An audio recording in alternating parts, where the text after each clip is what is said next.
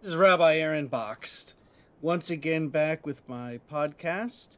And I want to start out a little differently today in the fact that, most rabbis, at least the ones that I know, and probably non rabbi clergy as well, so ministers and imams and such, um, take some time off during the summer for vacation, for travel, camp, or whatnot. And I'm no different. I spent 4 days in Atlanta with Bacha, vacationing while the kids were all at camp, just seeing some friends and eating a lot of food.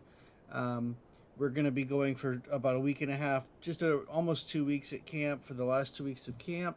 So we do a lot of traveling as well. But what I find is the summertime is when a lot of people are moving from one place to another, from one city to another because of jobs or this and that. Because if they have children, they don't want to interrupt their school time and things like that.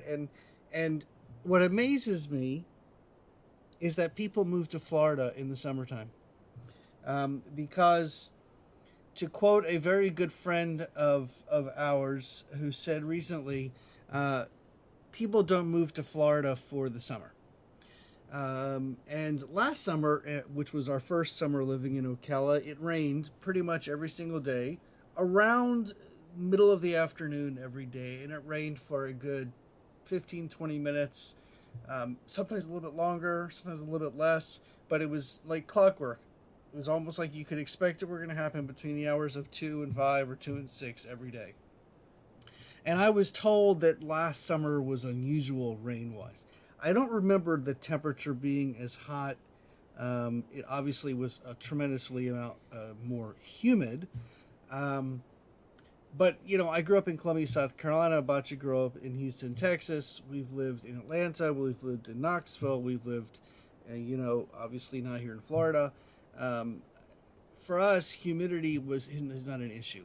But I will tell you that Bacha was very upset last summer because it rained all the time, and she didn't like it. But once the summer passed and we got to the fall, and it was no longer in the 90s, or maybe it was no longer in the high 90s, maybe it was in the low 90s going down into the 80s, we began to realize why people moved to Florida. People moved to Florida because from the months of like late August into early September through probably even May, it's gorgeous most of the time. Now I know there's hurricane season, so we have some bits and pieces of time in the fall, but generally speaking, those are really really good. And obviously, wintertime is amazing. I mean, who goes swimming or goes to a hot tub in the middle of the winter? We do because we can. Obviously, indoor hot tubs are different. You can do that any time of the year. But I want to talk for a minute about this summer. Now, it hasn't rained every day, although it has certainly felt like it has rained every day. Um, we've had some pretty tremendous storms. We've had uh, uh, flooding warnings almost every day or every 2 or 3 days.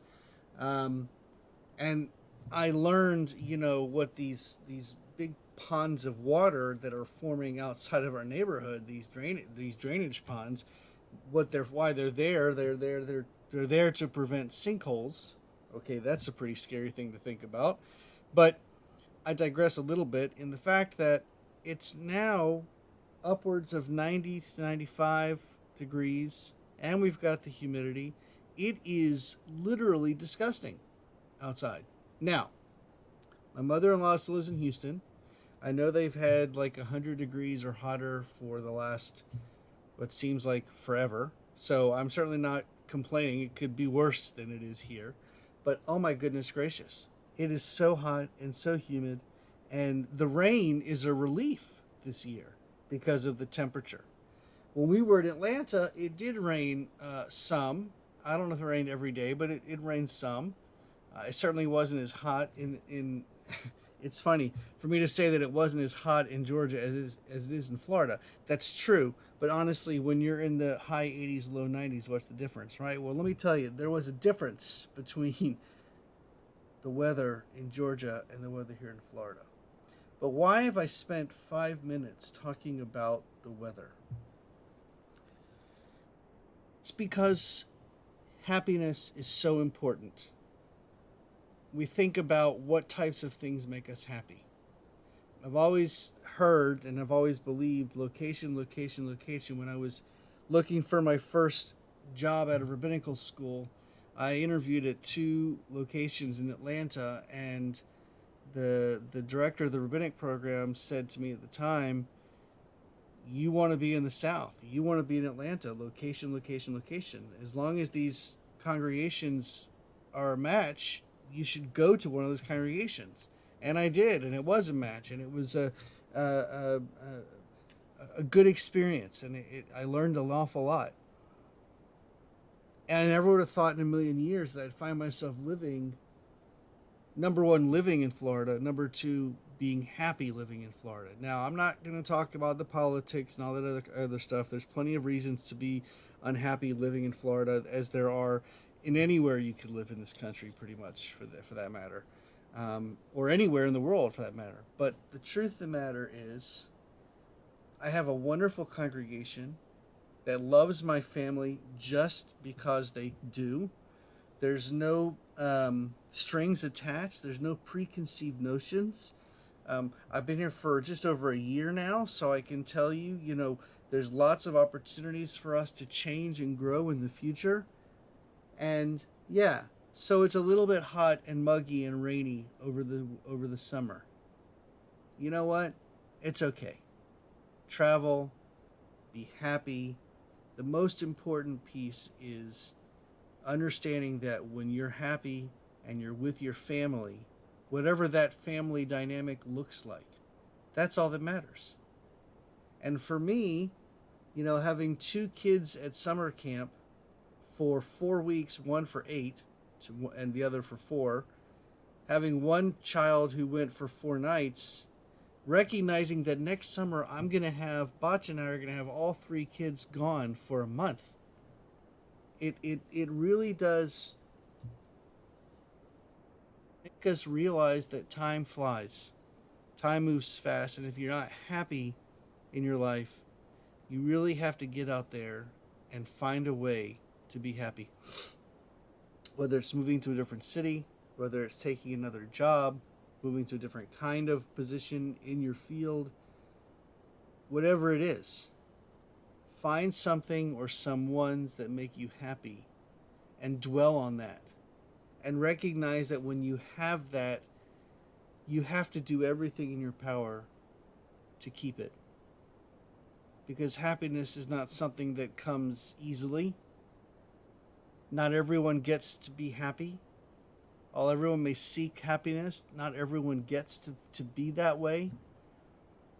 I remember a conversation I had with Bacha a few years ago. We were at a wedding that I was officiating at, and we were at the wedding reception, and we met somebody who'd been married, a couple who'd been married for something like 56 years or 57 years at that point.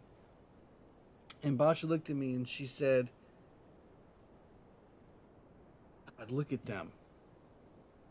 I hope one day we can be like they are." And I thought to myself, at first, thinking, because I am who I am, oh my God, is she saying that we're not as good as they are? But that's not what she was saying. What she was saying was, you get to a point in your relationship, in your marriage, in your partnership, whatever that looks like for you and your family, and it doesn't become a chore. It doesn't become something you do.